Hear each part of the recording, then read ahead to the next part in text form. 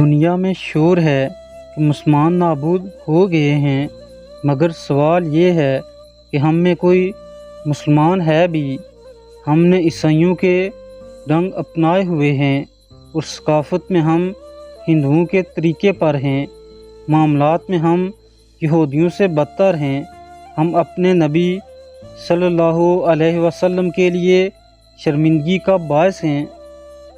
اسلام ہی ہمارا وطن ہے اور اسلام ہی ہماری نسل ہے۔ دنیا ایک بہت اہم مقام ہے اور اس سے صحیح استفادہ حاصل کرنے کے لیے کامل انسان بننے کی کوشش کرنی چاہیے۔ سوچنے والے انسان کے خیالات میں تبدیلیاں پیدا ہوتی رہتی ہیں۔ مقصد واحد کی لگن والا آدمی ہی سیاسی اور معاشرتی انقلابات پیدا کرتا ہے۔ مخالف کو بھی نرمی سے سمجھاؤ، قلب کی فطرت ہی ایسی ہے کہ وہ صرف محبت سے رام ہو سکتا ہے۔ میرا عقیدہ ہے کہ انسانی جماعتوں کے اقتصادی امراض کا بہترین علاج قرآن نے تجویز کیا ہے۔ صبر مسلمانوں کے لیے سب سے بڑی سعادت ہے۔ ہم جس دنیا میں رہتے ہیں وہ اشتراکات اور توافقات کی دنیا ہے، تفریحات اور معارضات کی نہیں۔ ایسی کوئی شکل اتنی حسین و جمیل نہیں جتنی روح انسانی ہے۔ جوں جوں ہم اپنی ذہنی کاوشوں سے اللہ کے فطرت پہ غلبہ حاصل کرنے کی کوشش کرتے ہیں، ہماری زندگی میں وسعت اور تنوع پیدا ہو جاتا ہے اور ہماری بصیرت تیز تر ہو جاتی ہے۔ تقدیر اس زمانے سے عبارت ہے جس کے امکانات کے انکشاف ابھی باقی ہیں۔ مستقبل کو سرے سے غیر متعین سمجھنا غلطی ہے۔ دعا جیسا اندرونی سہارا نہ ہو تو ان حالتوں میں ہمارا نفس اجتماعی ناکام ہو کر ہمارا ساتھ چھوڑ دینا ہے۔ اس سے دنیا بہت ساروں کے لیے جہنم بن جائے۔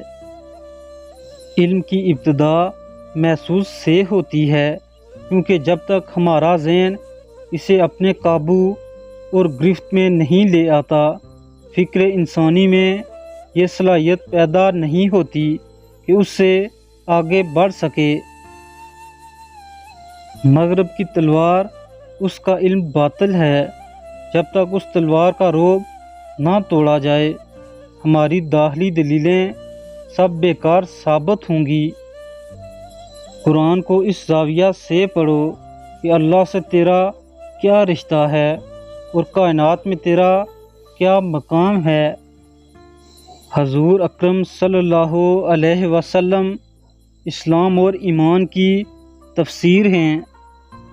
مسلمانوں کے لیے اس وقت دو خطرے ہیں، ایک جغرافیائی قومیت اور دوسرا وحدت امت کی نفی۔ اکثر لوگ مذہبی کتب پر عبور رکھتے ہوئے بھی صحیح مذہبی حس نہ رکھنے کے باعث فریب میں مبتلا ہو جاتے ہیں۔ جب کوئی قوم زوال پر آمادہ ہو جاتی ہے تو پھر ٹھوس چیزوں سے، مغز سے، معنی سے بیگانہ ہو جاتی ہے۔ آرٹ کی زوال پذیری دراصل اقوام کی مجموعی زوال پذیری کے تابع ہوتی ہے۔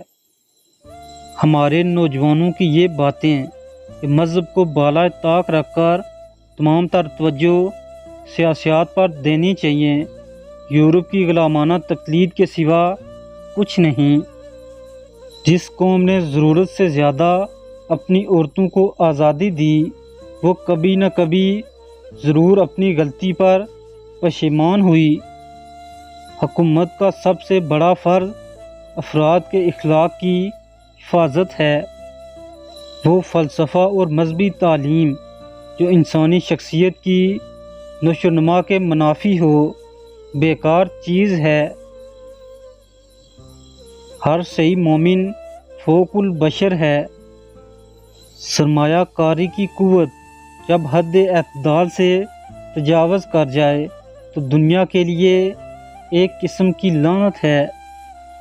مسلم کو کسی چیز میں فنا نہیں ہونا چاہیے، گویا فنا فی اللہ ہی کیوں نہ ہو۔ موت کے بعد زندگی انسان کا حق نہیں، بلکہ اس کے لیے اپنے آپ کو مستحق بنانا پڑتا ہے۔ قومیں شاعروں کے دلوں میں جنم لیتی ہیں، لیکن سیاستدانوں کے ہاتھوں نشو و نما پاتی اور مر جاتی ہیں۔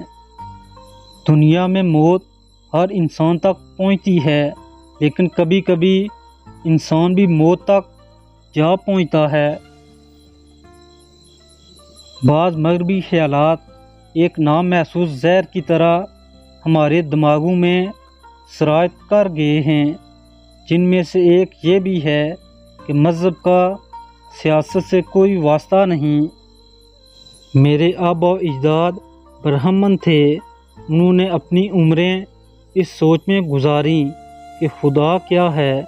میں اپنی عمر اس سوچ میں گزار رہا ہوں کہ انسان کیا ہے۔ قرآن حکیم فکر کے مقابلہ میں عمل پر زیادہ زور دیتا ہے۔ جو شعر حیات ابدی کا پیغام دیتا ہے وہ یا تو نغمہ جبریل ہے یا سور اسرافیل۔ ماہر نفسیات پانی کی سطح پر تیرتا رہتا ہے، جبکہ شاعر طے میں اتر جاتا ہے۔ بندہ مومن جب اللہ کی رضا میں گم ہو جاتا ہے تو خود تقدیر الہی بن جاتا ہے۔ جو مسائل انسان حل نہ کرے، قدرت انہیں حل نہیں کرتی۔ ہزار کتب خانے ایک طرف اور باپ کی نگاہ ملتفت ایک طرف۔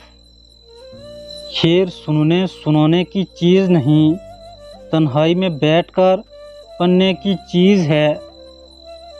اقوام زندگی میں قدیم ایسا ہی ضروری ہے جیسا کہ جدید۔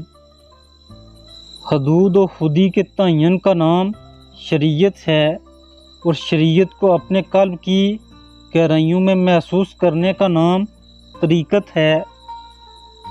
فلسفہ انسان کو بوڑھا بناتا ہے اور شاعری جوان کرتی ہے۔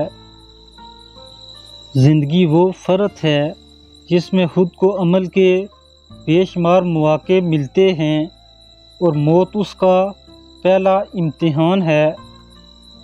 آج کا دن اسی شخص کا ہے جو زمانے کے سمندر میں غوطہ لگاتا ہے۔ اگر تو غیر کے آگے جھکا تو تیرا جسم اور جان تیری نہیں رہے گی۔ عورت زندگی کی آگ ہے، اور عورت انسانیت کی آگ میں خود کو جھونکتی ہے۔ اس آگ کی تپش سے انسان پیدا ہوتے ہیں۔ عورت کو خلوت کی ضرورت ہے اور مرد کو جلوت کی۔